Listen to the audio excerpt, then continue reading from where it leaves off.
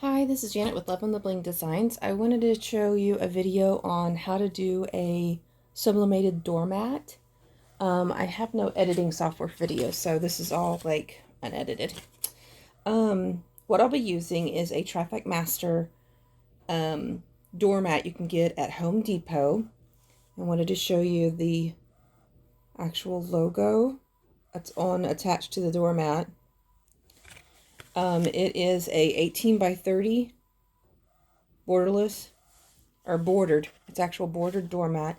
It is 100% polyester, so it works great with sublimation. I wanted to show you what you would do with the doormat before you actually start sublimating. What this is showing you is what you'll do is you'll lay your doormat flat. You want to make sure you have a flat, hard surface.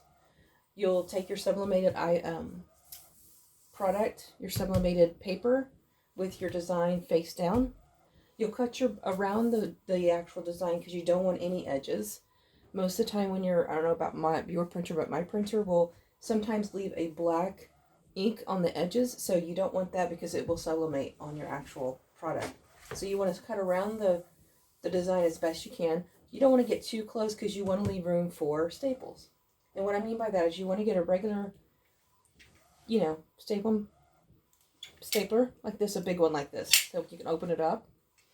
And as you're laying your doormat flat and your product, your paper, sublimated paper is face down, design down, make sure it's flat, and you just staple around the areas where there's no design. So you don't want to staple on the design because then you won't get sublimated color there on your product. But staple around the design. I use quite a bit of staples to secure it because you're going to be picking this thing up and moving it around. So you want to make sure it doesn't, you want to make sure it's good and down with staples. So I have I'm going to say I have about 10 or 15 staples on this thing. So then you want to actually pick up like this. It's the best way to do it. Come back over here with the heat press. I have my setting at 375 for 60 seconds with medium to light pressure. This is a EnduraPress swing away. You can put your doormat in like this, long ways. You see it. Long ways like this. I like to do it like this because it covers most of my design. And then we will turn it around and do the rest. You'll just have to remember where the heat press ends. I mean, it is okay if you do overlap a little. So I'm going to know that right around the letter, the last part of my design, I'll need to switch it and move it around. So you'll do that. You don't need any type of paper. Let's see. I'm going to go ahead and use... I think I'm just not going to use anything because the last time I think I did this, I didn't use anything. And we will press it. Let's hope this goes well. I've done quite a few of these. It's just been a while. So I'm going to close my heat press. Wait, 60. I'm going to hold it here though, and I'll hold it right here. As I'm holding it, I'm going to be sure and get a set of gloves on because when this does get done, the Traffic Master doormat that's underneath this heat press is pretty hot. So when I try to turn it, it's going to be pretty hot. And I don't want to burn myself. So I'm going to get my little heat gloves on. I can put down below on this video where I got these heat gloves. And the paper I use. And I'll link where this doormat is at Home Depot. The doormats are running, I think, about $14. And I sell the doormat between 25 and 30, depending on how much customization they have on it. Lift this up slowly. Swing this around.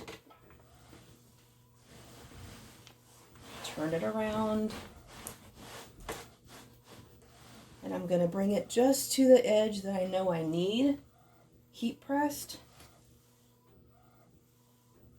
So I'm gonna put it right there. Just overlap just a little bit because I want to close it back down. Hold the rest of your doormat up at a good angle so it's not drooping down.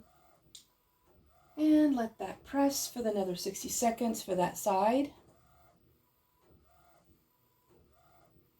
And when we're done, I will put it back on the wood, my wood workshop here shelf, and start peeling away the paper, and cross our fingers that it's perfect. You know, if it's not, it's not. I have ruined a few, so you just chalk it up to learning and buy another doormat. So that's all there is to it. So as I was saying, I do sell these between $25 and $30. I do have just a typical welcome home design on my listing on my shop. And most people just, they tell me what color they want, the state they want, and the color they want on their state. So those are pretty typical, easy. Work around here.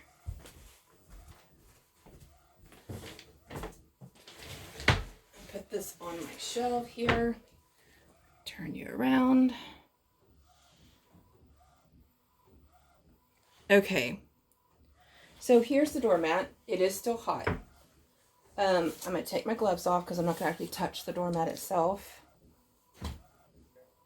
I'm going to get just vinyl peely thing. I'm just going to call it vinyl peely thing. And start just pulling the paper up. Oh, and it turned out really good. You can tell that I used this side from like right here over was the overlap on the heating, but I think it looks just fine. It's not anything major. The major things would be like if my color of my state didn't turn out right, or maybe something didn't get sublimated word-wise all the way press, but it looks really good to me. So what I will do is let it cool off. Just let it stay here and cool off. I wouldn't pick up any of the paper clips off yet. When it does cool off, I just use this tool and pick up the paper clips. They come out really easily. But that is the doormat. So much easier to do it, to lay out your design first and then staple it on face down on your doormat. And then take the staples out afterwards. Nothing gets moved and it looks really good. This person, I think, wanted sky blue, so it looked out really good. So there's my video. Thanks for watching, and be sure and like and subscribe. Thanks. Bye.